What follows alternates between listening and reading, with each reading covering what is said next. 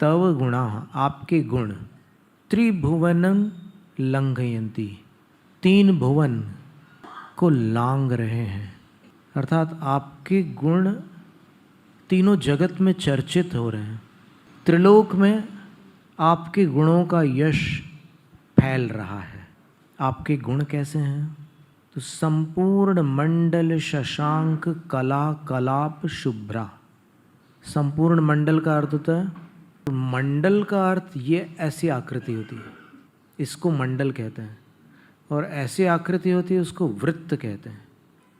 पूर्ण मंडलाकार जो शशांक है, शशांक अर्थात चंद्रमा की जो कलाएं हैं, उन कलाओं का कलाप, कलाप का अर्थ होता है समूह, तो कलाओं का समूह। तो ये संपूर्ण मंडलाकार चंद्रमा कब होता है? पूर्णिमा को। पूर्णिमा के दिन चंद्रमा की 16 कलाएं होती है। तो 16 कलाओं के समान शुभ्र, शुभ्र का अर्थ होता है सफ़ेद में भी सफ़ेद।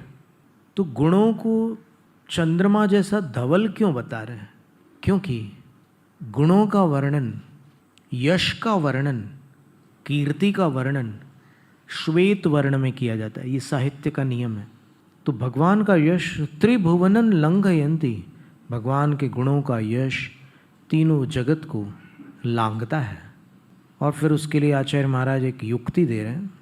तो भगवान से ही कह रहे हैं कि त्रिजगत ईश्वर, हे तीनों जगत के ईश्वर, हे त्रिलोकी नाथ, ये जो गुण एकम नाथम संश्रिता, आप जैसे अद्वितीय स्वामी का आश्रय प्राप्त कर चुके हैं, अर्थात जो गुण आप जैसे अद्वितीय स्वामी के आश्रित है, तो जो एकम, तो यहाँ पर एक शब्द का अर्थ है अद्वितीय, जो एक अद्वितीय नाथ के आश्रित है, संश्रित का अर्थ आश्रित है, तान उनको यथेष्टं संचरतः कह निवारयति, यथेच्छ भ्रमण करने से कौन रोक सकता है?